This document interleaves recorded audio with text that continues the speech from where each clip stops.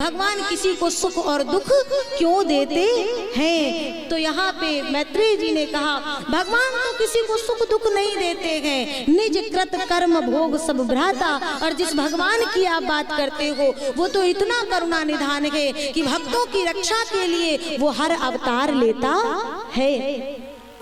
रामकृष्ण, नरसिंह, वामन, वाराह जिसको सूकर अवतार भी कहा गया, भगवान ने ये अवतार कब लिया? तब बताते हैं भगवान को एक बार एक से अनेक होने की इच्छा जागृत हुई। भगवान ने जल का निर्माण किया, जल में अपना घर बनाया, नाम हो गया नारायण। जल को कहते हैं नार, घर को कहते हैं अयन, नार और अयन जोड़ करके बन गया नारायण। बोलिए लक्ष्मी नारायण भगवान की।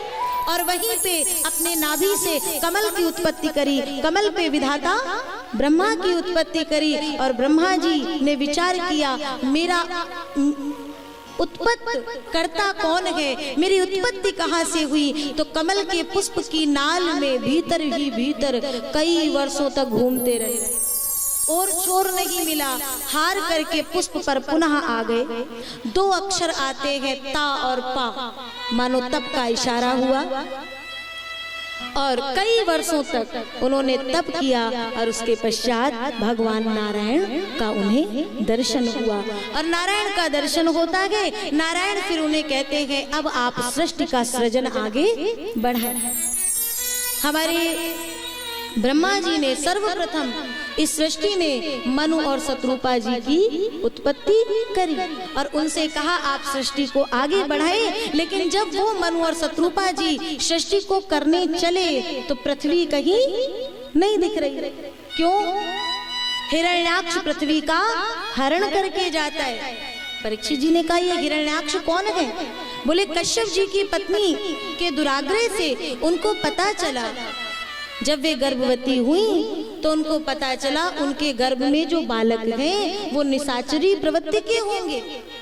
तो इस डर से देवी ने कई वर्षों तक उन गर्भ में ही धारण किया। तो कश्यप जी ने देखा तो बड़ा कष्ट हुआ और उन्होंने कहा आप धैर्य रखिए, अगर आप इन बालकों को जन्म देंगी तो ये तो निशाचरी प्रवृत्ति के होंगे, लेकिन आगे आपके हमारे जो पौत्र होंगे वो महान भगवत भक्त होंगे। इससे उन देवी ने उन बालकों को जन्म दिया। तो ये बालक हैं कौन? भगवान के दो द्वारपाल जय और विजय सनकादियों के श्राप से इस दैत्य योनि में आते हैं। इनका 3 जन्म होता है। पहले जन्म में ये हिरण्याक्ष और हिरण्य कश्यप के रूप में आते हैं। उन्हीं में से जो हिरण्याक्ष है वो पृथ्वी का हरण करके ले जाता है। चारों ओर कहीं जल ही जल, पृथ्वी कहीं दिखती नहीं। तो मनु महाराज ने ब्रह्मा जी से कहा सृष्टि करे तो करे कहाँ, पृथ्वी कहीं दिख नहीं रही। तो अचानक ब्रह्मा जी को बड़ी जोर की छींक आई और उनकी नाक से अंगूठे के बराबर एक पुरुष प्रकटा, जिसने देखते देखते विराट स्वरूप धारण किया और वो हुआ भगवान का वाराह अवतार। बोलिए वाराह नारायण भगवान की। और भगवान गए जल के भीतर घमासान युद्ध करके और गदा प्रहार से हिरण्याक्ष का उद्धार करके अपनी सूंड पर उस पृथ्वी मैया को धारण करके और बाहर आते हैं। और फिर कहते हैं अब विधाता आप मनु महाराज के द्वारा इस पृथ्वी पर सृजन की प्रक्रिया को आगे बढ़ाएं। और यहीं से मनु और शत्रुपा जी के यहाँ सर्वप्रथम 3 कन्याओं का जन्म होता है, आकुति, देवहूति और प्रसूति। देवहूति जी का ब्याह कर्दम जी के साथ हुआ। इनके यहाँ 9 कन्याएं होती हैं और उन 9 कन्याओं का विवाह ब्रह्मा जी के 9 मानस पुत्रों से हुआ। बाद में इनके यहाँ कपिल नारायण भगवान का अवतार हुआ। आकुति का विवाह रुचि प्रजापति से और प्रसूति का विवाह दक्ष प्रजापति के साथ में होता है, जिनके यहाँ 16 कन्याओं का जन्म हुआ। और उन 16 कन्याओं में सबसे छोटी होती है भगवती सती। जिनका विवाह भगवान भोलेनाथ से संपन्न होता है। और भोलेनाथ से दक्ष अपने मान के कारण बड़ा बैर रखने लगे हैं। अपमान कर दिया था भोलेनाथ का और बाद में बड़ा भारी यज्ञ करा रहे हैं। उसमें सबको न्योता दिए हैं, किन्नर नाग सिद्ध गंधर्वा बदुन समेत चले सुरसरवा, लेकिन भोलेनाथ को नहीं बुलाए। सती जी को पता चला, सती जी को बार बार भोलेनाथ ने समझाया, बिना बुलाए जाओगी तो कोई आदर सत्कार होने वाला नहीं है। और जब सती नहीं मानी और शिव की आज्ञा के बिना चली गई तो भगवान समझ गए अगर आज सती जाएगी तो ये शिव और सती का अंतिम मिलन होगा। इस जन्म में सती इस रूप में शिव से पुनः मिलने वाली नहीं है। और सती जी जब पहुंची, अपमान तो हुआ, लेकिन एक अपमान से बढ़कर के बात और हुई कि कतहु न दीख शंभु कर भागा।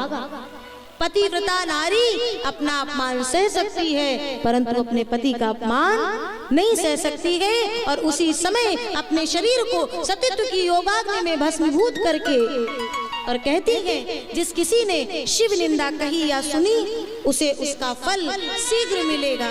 और मैंने ऐसे पिता से उनकी बेटी के रूप में जन्म पाया, मुझे धिक्कार है जो शिव निंदा करता हो। ऐसा मेरा पिता है, इसलिए इस अपराधी शरीर को ज्यादा देर तक मैं रखने वाली नहीं हूँ। और बाद में शिव को पता चला है, वीरभद्र नाम के गण को भेज करके 2 पल में यज्ञ को विध्वंस करा दिए। यज्ञ की भूमि मानो शमशान की भूमि में परिवर्तित हो गई हो। और बाद में विष्णु जी जाते हैं, विधाता गए और भोलेनाथ के क्रोध को शांत कराए, प्रभु यज्ञ को पूर्ण कर दो। अब भैया जजमान जी का मस्तक अलग है, धड़ अलग पड़ा हुआ है। उस समय एक पशु का मस्तक जोड़ा गया और किसी और पशु का भी जोड़ सकते थे, लेकिन मुझे लगता है शायद इसलिए बकरे का मस्तक जोड़ा कि आज के बाद दक्ष तू जब भी बोलेगा ना तो क्या बोलेगा, मैं यानी अभिमान, तो तुझे भान रहेगा तूने यही अभिमान किया था जिसके कारण तेरी ये गति हुई। तो मुख से तो मैं बोल देगा, लेकिन अंतर में कभी मैं को आने नहीं देगा। और इस प्रक्रिया के द्वारा उस यज्ञ को पूर्ण कराए। सती अम्बा का अगला जन्म हुआ, सती मरत हर सन वर मांगा, जन्म जन्म शिव पद अनुरागा, तेही कारण हिमगिरि ग्रह जाई, जन्मी पार्वती तन पाई। पार्वती जी के रूप में जन्म हुआ है, खूब कठिन तपस्या करी और कठिन तपस्या के बाद आकाश से आकाशवाणी हुई, भयहु मनोरथ सफल अब सुन गिरिराज कुंवारी, परिहर दुसह कलेश सब अब मिली हैं त्रिपुरारी। बोलिए शंकर भगवान।